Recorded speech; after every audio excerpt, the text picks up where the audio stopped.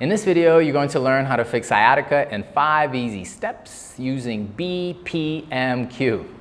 Towards the end, I want to show you the absolute best stretch for tight hips. Here's how you know if this stretch is right for you. I need you to stand up. Now close your eyes and start marching in one place for about 5 seconds. Stop. Now when you open your eyes and look down, if one of your feet or both of your feet are turned out like this stretch is for you. Aloha, this is Dan Kayser. I'm a biomechanics specialist, an international trainer, speaker, and on this channel you'll learn scientific-based shortcuts so you can get instant results. So if you're new here, make sure to subscribe to know when the new videos are out. If you're interested in any of the tools that you'll see here, just check the description of the video. But rest assured, you're not going to need anything. These tools will enhance your experience, it will speed up the results, but just know that you really don't need them. For the first segment, I'll be using this texture ball, but if you have a lacrosse ball or a tennis ball, baseball, any one of them will do. If you don't have a ball, just skip this part. We're just gonna clean out kind of the socket, your hip socket first. So what you're gonna wanna do with this ball is put it right in the crook of your hip. If you bend your knee, you're gonna notice like a pocket in your hip. That's where the ball goes. Climb a little bit on top of that and just kind of scour around.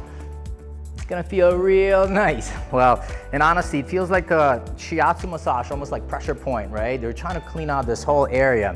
And so definitely do not put it on the affected area. Like you're gonna feel the pain in your butt, right? That pain that shoots down your leg. Do not put the ball where the pain is.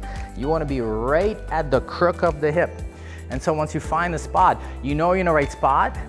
If you do this movement with your leg, if it gets more intensified, right? And so I want you to just hang out in this position for about a minute and move your leg in and out, just like so. That's step number 1.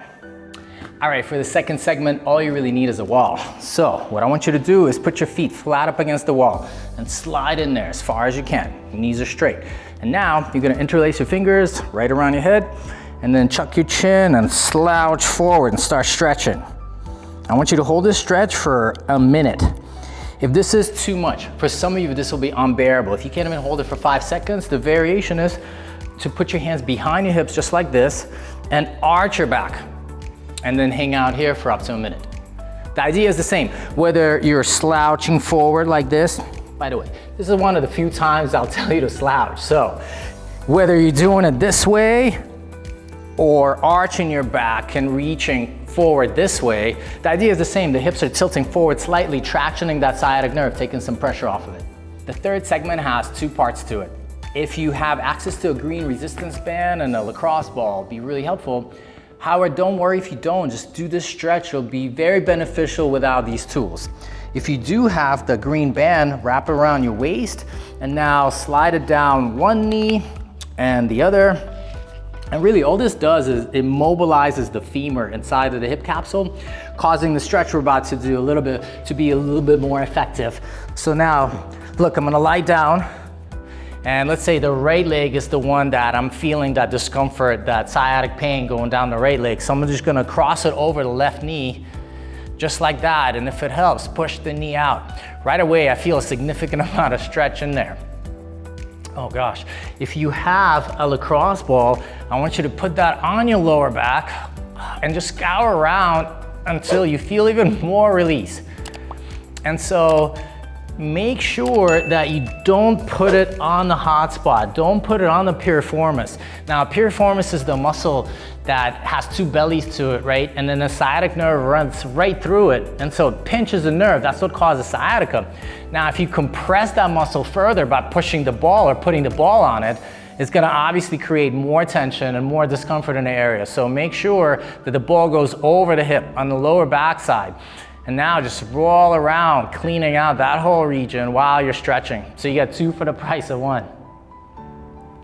So I'd like you to do this segment for 2 minutes. And now when you're done, the part B, the second part of this is really easy. All you're doing from that same position, I just flipped over, right? You're just gonna lower the right leg all the way down and try to hang out in this position for 2 minutes, okay? Check this out, my arms are flat on the ground. You don't wanna turn and raise the shoulders up. If possible, both shoulders are on the ground. If you can, turn your head away from the feet. And once again, you wanna hang out here for 2 minutes. Next, we're gonna do a standing pigeon stretch. Here's the deal. Your knee should be aligned with the hip, all right? And if there's a gap below the knee, you have two options. Number one is you can like wedge something underneath your leg, just like so, right? Now it feels a little bit better. What you're looking to avoid is pain in the knee.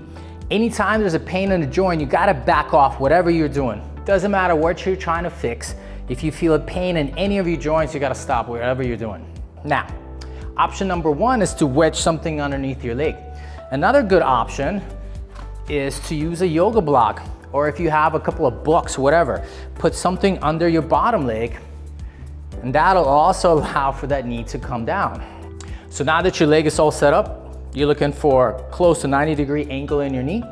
You want your knee to be close to that surface, right? It doesn't have to be touching, but you want it relatively close. Now it's time to stretch that piriformis, or the muscle in your butt. So here's how you do it.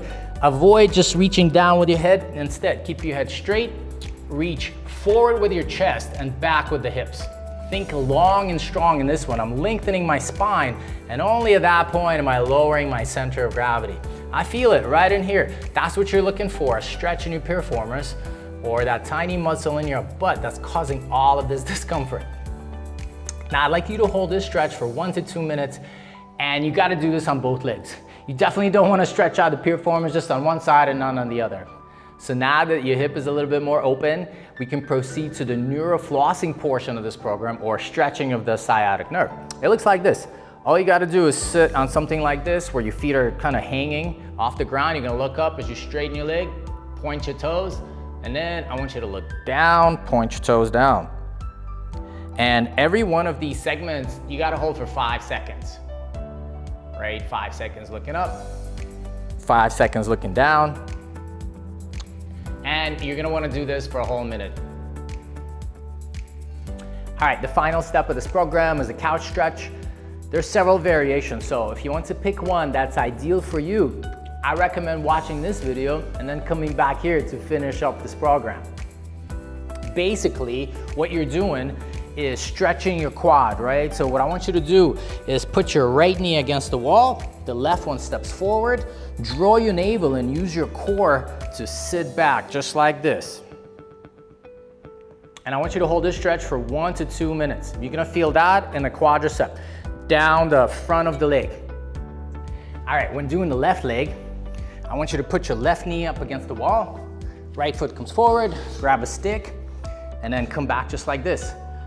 If you're arching your back, I want you to really engage the glute at the bottom and engage your core and come back. If it's still arching, if it's impossible, if it's too tight, just move the knee away from the wall, maybe even position your toes like this, right? Tighten your glute again, and then hang out here for 2 minutes. Now, if you guys have learned anything at all from this video, please like it. Please subscribe to this channel so that you know when more videos are out. In the meantime, this is Dan Kayser reminding you to live Pono and train with Aloha.